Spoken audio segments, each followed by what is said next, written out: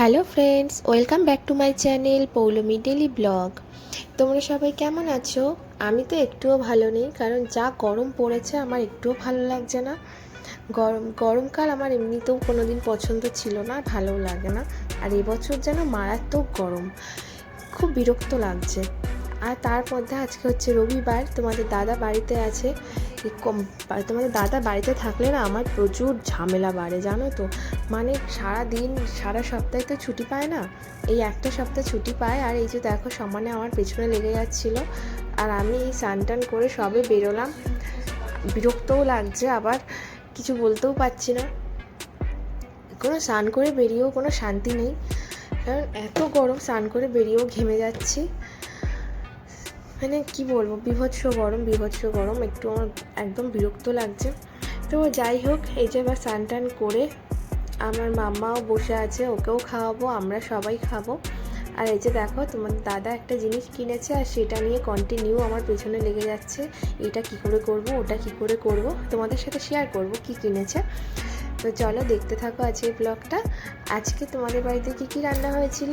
আমাদের বাড়িতে আজকে হয়েছে সাদা ভাত, তারপরে পটল ভাজা, আর হচ্ছে লাল শাক ভাজা, আর অরড় ডাল, আর হচ্ছে তোমার আলু পোস্ত আর চাটনি।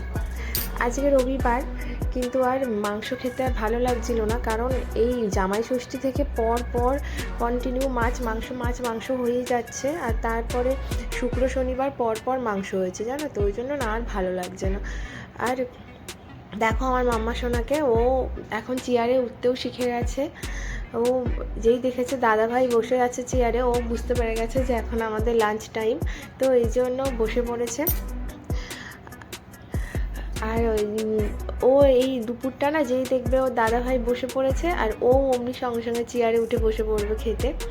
তো চলো এবার তোমাদের সাথে শেয়ার করি যে তোমাদের দাদা কি কিনেছে। বলছিলাম না যে একটা জিনিস ও ঠিক কেনেনি, মানে ওকে গিফট করেছে ওর একটা ফ্রেন্ড, আর ও সেটা নিয়েই খুব এক্সাইটেড ছিল। যেটা গিফট করেছে সেটা হলো একটা ক্যামেরা। ও হচ্ছে রাইডে যাবে সামনে মন্দারমণি, তাই সেই জন্য এই ক্যামেরাটা ওর একজন বন্ধু ওকে গিফট করেছে। তো সেটা নিয়েই এখন চলছে। এই যে দেখো ক্যামেরাটা, এই ক্যামেরা নিয়েই সারা দুপুর ধরে আমার পেছনে লেগেছিল, তাড়াতাড়ি ব্লগটা বানাও, আমি ক্যামেরাটা খুলবো, ক্যামেরাটা দেখবো। আমি বলেছিলাম না, দাঁড়াও, আগে খাওয়া দাওয়া হয়ে যাক, আগে মেয়ে ঘুমাক, তারপরে আমি ব্লগটা বানাবো, আর তারপর তুমি ক্যামেরাটা খুলবে। সেইটা নিয়েই কন্টিনিউ আমার পেছনে লেগেছিলো। তো এই যে দেখো ক্যামেরাটা, এই যে এখন ও দেখছে, ওর ভেতরে অনেক কিছু জিনিস ছিল, তো এত কিছু আমি বুঝতে পারিনি ওগুলো কি, আমাকে কিন্তু বলছিল, কিন্তু আমার সব মাথার ওপর দিয়ে বেরিয়ে গেছে। একটার পর একটা বক্স খুলছে, আর এটা ওটা বার করছে। এই যে দেখো এটা কি, এটা মনে হচ্ছে মাইক মনে হয়, হ্যাঁ। তো আমার এইসব সম্বন্ধে কোনো আইডিয়া নেই, তাই দাঁড়াও দেখি আর কি বার করে। এটা কি কে জানে, বুঝতে পারছি না। এইসব আমাকে কী সব বোঝাচ্ছিলো, আর ও এত আসতে বলছিল না, যে ভয়েসটা আসছিল না। আমি বলছিলাম তুমি বলো, ও বলছে না তুমি বলে দিও। তো সেই জন্য যাই হোক, আমি বলতে পারলাম না এগুলো কি। তো তোমাদের যাদের কাছে ক্যামেরা আছে তারা জানো যে ক্যামেরার ভেতর কি লাগে আর কি এইগুলো। তো আমার আর বলার কিছু নেই। তো চলো আজকের ব্লগটা এই পর্যন্তই। আমার ব্লগ যদি তোমাদের ভালো লেগে থাকে তাহলে আমার চ্যানেলটাকে সাবস্ক্রাইব করে দিও, আর আমার সাথে থেকো, পাশে থেকো। টাটা।